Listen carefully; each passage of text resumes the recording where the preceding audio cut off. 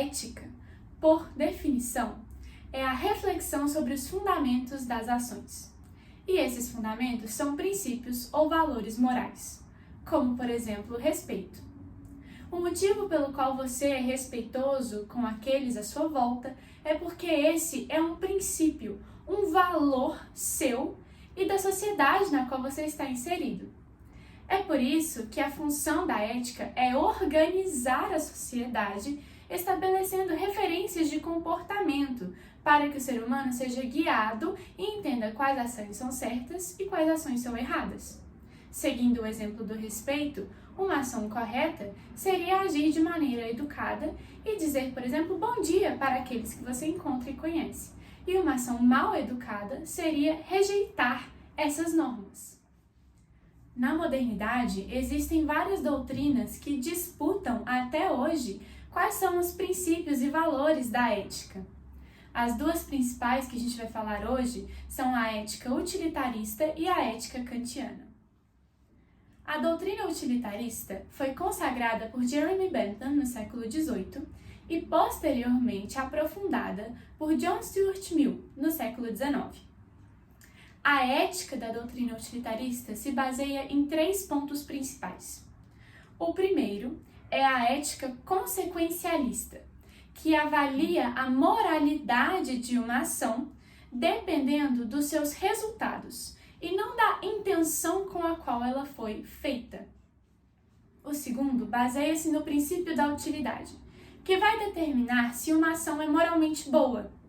Ela será moralmente boa se ela causar o maior saldo de felicidade ou o menor saldo de infelicidade possível para aqueles envolvidos nessa ação. Um exemplo clássico para explicar essa teoria é o exemplo do bonde. Se você tem um bonde que pode seguir por 2 trilhos. Em um desses trilhos, você tem uma pessoa que você ama muito. No outro trilho, você tem 10 pessoas. O motorista pode ir ou por um caminho ou pelo outro. Qual caminho ele deve ir? Segundo os utilitaristas, o motorista deveria seguir pelo primeiro caminho e matar a pessoa que ele ama muito, porque isso causará um maior saldo de felicidade, ou melhor, um menor saldo de infelicidade para todos os envolvidos, uma vez que ele terá matado menos pessoas. O terceiro ponto declara que a felicidade de todos os indivíduos devem receber igual consideração, ou seja, elas são igualmente importantes. Esses 3 pontos ajudam a formar a deontologia utilitarista. Deontologia são os princípios éticos que os seres humanos devem seguir. Para os utilitaristas, essa deontologia seria a perseguição da felicidade e a ação sendo feita com o objetivo principal e, em última instância, de atingir a felicidade. Os utilitaristas colocam a felicidade como esse bem último porque eles vão defini-la como prazer e a infelicidade como sofrimento ou a dor, que devem ser rechaçados e evitados a todos os custos. O motivo pelo qual os utilitaristas vão falar tão veementemente do prazer é porque eles vão afirmar que nós, como seres humanos e, portanto, animais, temos uma tendência natural a seguir o prazer e evitar a todos os custos a dor. E que é por meio de seguir essa tendência, que é nos dada a partir das leis da natureza, que conseguimos encontrar a liberdade. Kant, por sua vez, um filósofo contemporâneo a Jeremy Bentham, que nasceu e viveu no século XVIII e foi extremamente influenciado pelo iluminismo e pelas correntes racionalistas e empiristas, vai discordar veementemente do utilitarismo. Enquanto Bentham vai afirmar que a felicidade vai ser utilizada como fim último para ações moralmente boas, Kant vai falar que quando os seres humanos perseguem essas felicidades, ou seja, esses desejos, e evitam a dor, eles não estão sendo mais livres. Do contrário, esses humanos estão sendo escravizados pelos seus desejos e apetites. Kant vai falar isso porque ele considera que as leis de natureza são algo necessário. Por outro lado, a conduta moral, isso sim é a liberdade. Para melhor entender a ideia da determinação das leis naturais, eu vou utilizar o exemplo do sorvete. Suponha que você esteja em uma loja de sorvetes tentando decidir entre 3 sabores: morango, chocolate e flocos. Enquanto você está tentando escolher, você pode ter uma falsa sensação de que você está exercendo o seu direito de liberdade, porque você pode escolher qualquer um dos 3. No entanto, para Kant, você está tentando satisfazer uma preferência que nem é uma preferência escolhida de maneira autônoma por você no primeiro lugar. Muito pelo contrário, é uma preferência que vem do desejo, e se vem do desejo, é natural, e, portanto, não tem nada a ver com a sua liberdade. A liberdade, chamada de autonomia por Kant, na verdade é fruto da racionalidade, que é exclusiva ao ser humano, e permite que este tenha vontade livre, e, portanto, faça escolhas de acordo com os fins que o próprio homem propõe. No mundo natural, não há espaço para ação livre, mas o ser humano consegue escapar, mesmo que seja somente no campo da ação moral, desse mundo determinado. Então, se uma pessoa te irritar ou te deixar de alguma maneira ameaçada, a sua primeira reação não vai ser de violência, de ataque. Isso porque você, sendo um ser humano racional, consegue achar outras formas de sair desse problema, ao contrário de um animal irracional. É a partir daí que Kant cria o princípio da autonomia da razão prática, que se resume no homem decidir, enquanto ser racional, a se submeter à razão e, a partir dela, buscar as suas normas de conduta. A autonomia da razão prática leva ao deontologismo de Kant, que é a ética do dever. A ética do dever afirma que a ação correta é aquela decidida, determinada pela razão, e que o indivíduo deve sempre segui-la. Ademais, não há circunstâncias pessoais ou relativismos morais que digam que as pessoas possam agir de outra forma. Um exemplo é a mentira. Para Kant, se você, por exemplo, foi convidado para sair com seus amigos, mas não quer ir simplesmente porque não, você não deveria mentir, mesmo sob o risco de magoar alguns de seus amigos.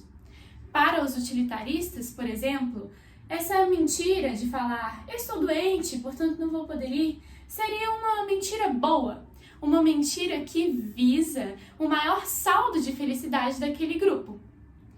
Isso, para Kant, é completamente errado.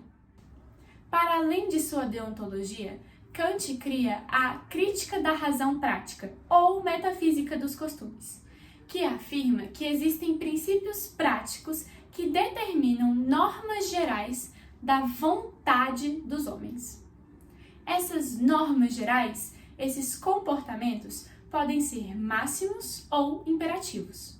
Comportamentos, normas máximas, são aquelas que são subjetivas, voltadas para o interesse individual. Os imperativos são aqueles gerais, que funcionam para todo mundo. Dentro dos imperativos, existem os imperativos hipotéticos e os imperativos categóricos. Os imperativos hipotéticos são aqueles que caracterizam uma necessidade, uma ação que é realizada apenas como um meio para um fim. Por exemplo, estude e você irá passar. Essa frase é um imperativo, porque parte-se do pressuposto que todos que estudarem vão conseguir passar. Mas ela é um imperativo hipotético, uma vez que a ação de estudar não é autossuficiente. Ela não acontece em si por si só, ou seja, vou estudar só por estudar. Não, ela é um meio para um fim, e o fim é passar.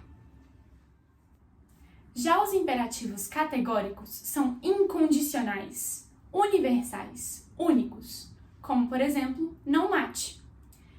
Não matar é um dever por si só. Não é não mate para não ser preso. É não mate porque matar é imoral.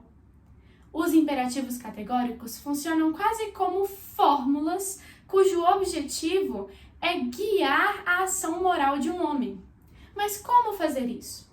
Segundo as palavras do próprio Kant, age segundo uma máxima, tal que possas, ao mesmo tempo, querer que ela se torne uma lei universal. Calma que eu vou explicar.